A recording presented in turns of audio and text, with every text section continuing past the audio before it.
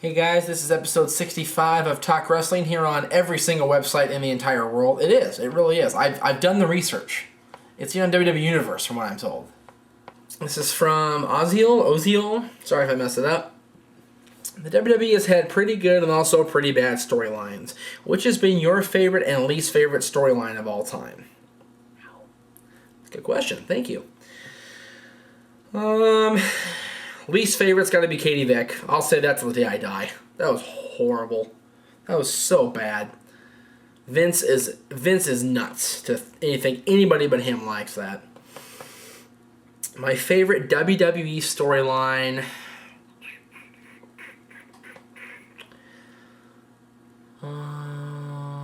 Probably Hogan's return and subsequent babyface turn and becoming the champion one more time. That whole arc from February till April and even to late May story. That was cool. Very cool story. Yeah, but the Katie Vick thing is my least favorite by far, and if you agree with me, if you didn't like Katie Vick, let me know. If for some reason you're perverted enough and you like the Katie Vick story, let me know. I'll tell you you're an idiot to your face or to your computer because it was bad. It was horrible. Horrible. This is from The Rob. Hi, Jeff. Something you said in episode 62 got me thinking. You were thinking about how the titles were just props. It made me wonder what title has the most value to it these days. So my question is, based on how often it's defended, the quality of champions, and quality of matches, what WWE title has the most value? Surprisingly, in my opinion, it's the ECW Championship. It seems to me that there is a tighter focus on it. Maybe it's because it's the only title on that show. What do you think? Keep up the good work. Based on your criteria, you are correct. The ECW Championship has the most focus on it of any championship. Most of the other feuds you see for the WWE or the World Championship on Raw or SmackDown are more people-based. They're more character-driven than they are title-driven. It happens to be the titles on the line. Yeah, the ECW Championship, Tommy Dreamer's focused on Christian because of the title. Jack Swagger's focused on Christian because of the title. So, yeah, I think I'm right on that. The ECW, it's a good point you make, Rob. Very good question. Very good point to bring up. The ECW Championship does have a lot of value to it compared to these other championships, but the top two will always be the WWE and the World Heavyweight Championships. This is from our buddy here in SoCal, Chris Hardy, who is the biggest Hardy Boy mark that I know. Right now he's a Jeff Hardy mark because Matt turned on him. What's up, Jeff? The voice of wrestling. Well, thank you. CM Punk is Mr. Money in the Bank, which I think is majorly gay. But anyway, do you think it'd be a good idea to have him lose it to a guy like Jeff Hardy or Rey Mysterio, Evan Bourne, or MVP, someone like that, instead of having it cash it in again, or worse yet, have him cash it in and lose the title shot and become the first Money in the Bank loser? From Chris. I did not agree with Punk winning Money in the Bank. I said that from the beginning. I think that Christian should have won Money in the Bank and cashed it in on Edge later in the evening. Had Edge retain the title over John Cena, which he did not. The guys you mentioned, Jeff Hardy would be a cool Money in the Bank. Rey Mysterio would be a good Money in the Bank, although I don't like Mysterio personally as far as him being a main eventer. You guys like him for some reason, so he'd be a viable main event category person. Evan Bourne would be a huge guy to cash it in, but they only cash in on WWE and World Championships. They never cash in on the ECW Championship, so I highly like the Evan Bourne. MVP is another interesting suggestion, but MVP's the U.S. champion. By all means and purposes, by all rights and privileges, he should be number one contender of the WWE Championship. Anyway, but yeah, Chris, you're sending question after question. I like this. The top 8 Money in the Bank candidates that you wanted me to pick. That was a good question. This is a good question. Keep them coming, man. Keep them coming. This one is from Ryan. In terms of all-time great tag teams, who was better, the Dudleys or the Legion of Doom? Do you think we'll ever see a tag team as dominating as either of those two teams again? Well, I'm going to cause a lot of controversy right now because I feel overall more impacts, longer tenure, and all that. You got to go with the Dudleys. Team 3D. 22-time, officially, World Tag Team Champions. Every time they've been down, they bounce right back and get the titles back because the bookers want them to. The bookers have faith in Brother Ray and Brother Devon. The Legion of Doom, the Road Warriors, one each, maybe two each here and there.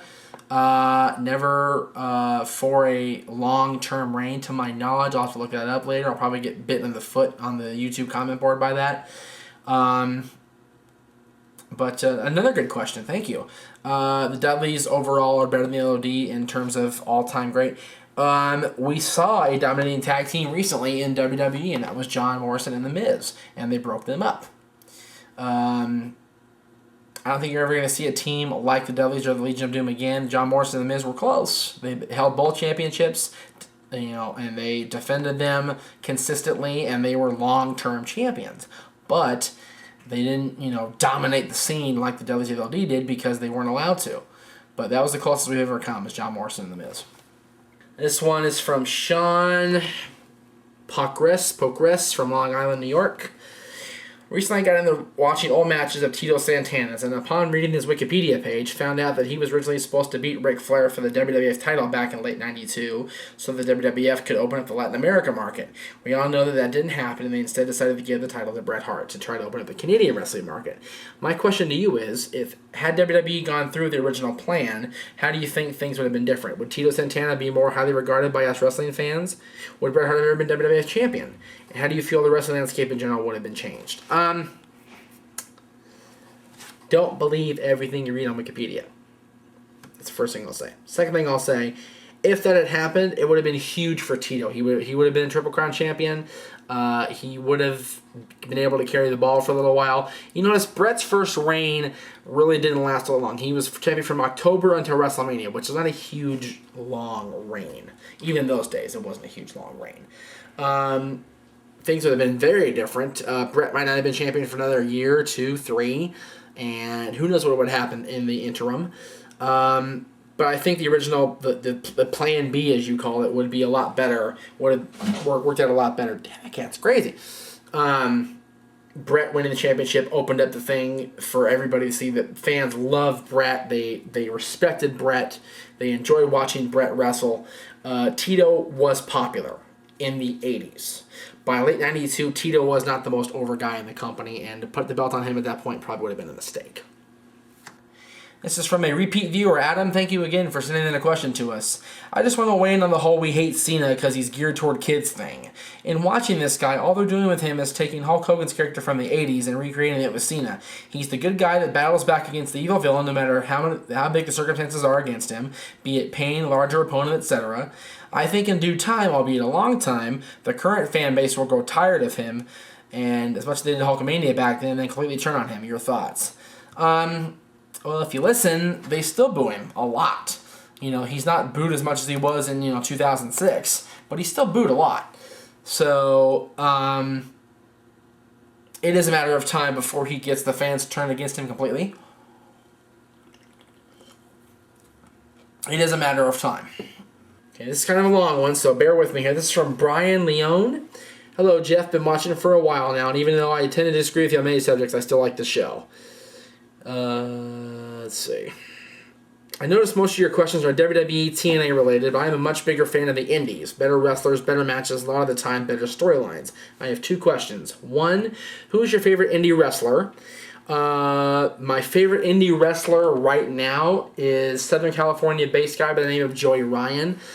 He'll be in Ring of Honor very soon, as a matter of fact. Joey Ryan has been on WWE TV many times as well as a punching bag for The Big Show and for John Morrison and for a lot of the at the time, the higher echelon WWE guys. Joey's an awesome competitor. I have nothing but the utmost respect for him and what he's done in SoCal Pro Wrestling. He's one of the owners of the Pro Wrestling Guerrilla, which we're seeing very soon. They had a tag team tournament recently. They were phenomenal. The tournament was great. Check out Pro Wrestling Guerrilla, GUERRILLA.com for more on PWG. And have you heard of the indie promotion Chikara? Probably not, considering they're on the East Coast and you're in California. Hey, I actually have, because the company I am working for again, Epic War, has a kind of a thing back and forth with Chikara. One of their main guys, Tim Donst, was our Epic War champion for a very long time. Tim Donst is great. I love all their guys in Chikara. They're a great group of guys. Big shots to Chikara. I have too many favorite indie guys to name all of them, but they include Chris Hero, Pac, the man that gravity forgot, I love him, Eddie Kingston, El Generico, and the past, present, and future professional wrestler Teddy Hart. I will mark it like a Cena fan if you read my letter on the show. Thanks, keep up the good work. Well, get your marking shoes ready, baby, because you are on Talk Wrestling, Brian. All those guys you mentioned appear at PWG, and I love them all. They are tremendous competitors, except Teddy Hart. Teddy worked with us at Epic War for a few months, and he is... If Teddy had kept his head on straight in WWE and was part of this Hart trilogy, which would be a Hart quartet, it would be the best thing I would ever see. I love Teddy. He's a dear friend. He's awesome. He's an awesome person, and he gets way too much crap in this business. He doesn't deserve half of it, if any of it. He just has a bad rep. That's as simple as that. But they're all great wrestlers that you mentioned, and I have many favorites. My current favorite indie wrestler is Joey Ryan, though. This is from Jonathan Koberger. Do you believe there will be a turn of any of these following superstars to either TNA, WWE, or maybe just the independent circuit? I'll go over and I'll answer each one individually for you. Trish Stratus. Trish is very happy up in Toronto and the surrounding area in Canada, doing her thing with the yoga, doing her thing, hosting shows and making appearances. She's not going to return for a long-term stay. She'll be back here and there like she did with the Raw Anniversary and other appearances, but she won't be back full-time unless something really drastic changes, which I doubt it will. Goldberg.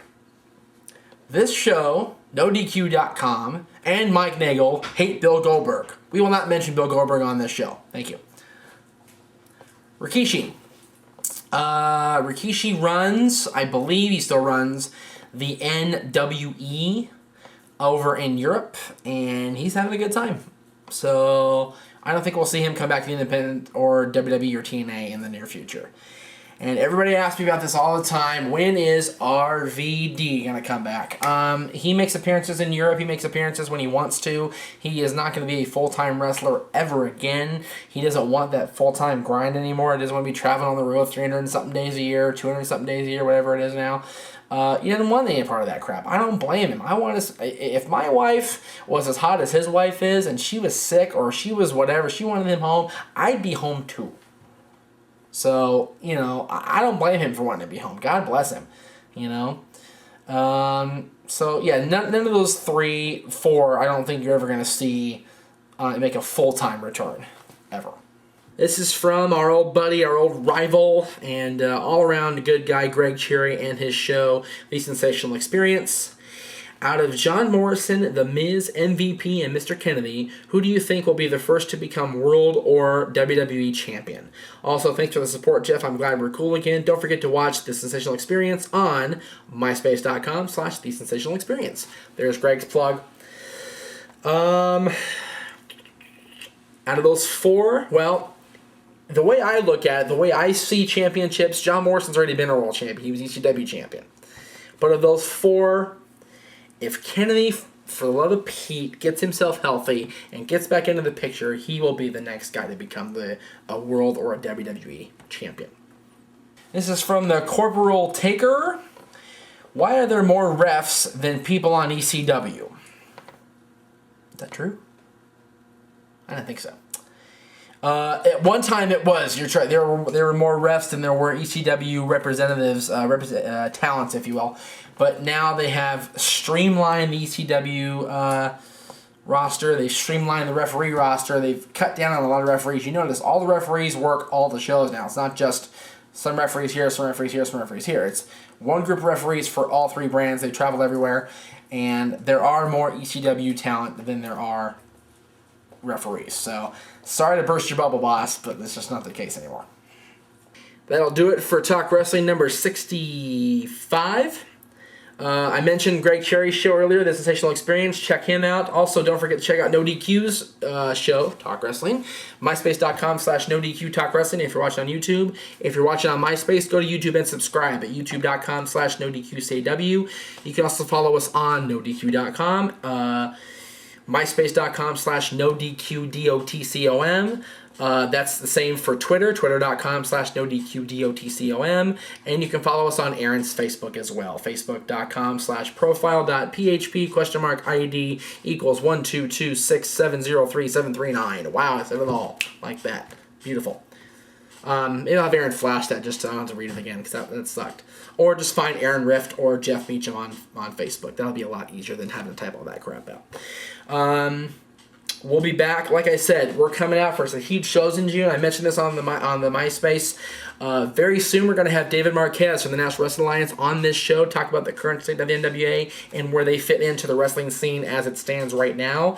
We're going to be traveling down to Norwalk to visit the Santino Brothers Wrestling Academy to see what exactly it is they do, how they train their boys. We're going to be talking to former XPW stars Chaos, Angel, Supreme. We'll be talking with Mongol, another trainer there. We'll be talking with a whole bunch of students to get their perspective on the wrestling business right now. And I'm in talks. We'll see how it goes with a former all-time favorite WWE diva to appear on this show. So stay tuned for that. Be it via by telephone or by in person. So we'll see what happens there. For now, this is Jeff Meacham saying see you next time for episode 66 Talk Wrestling.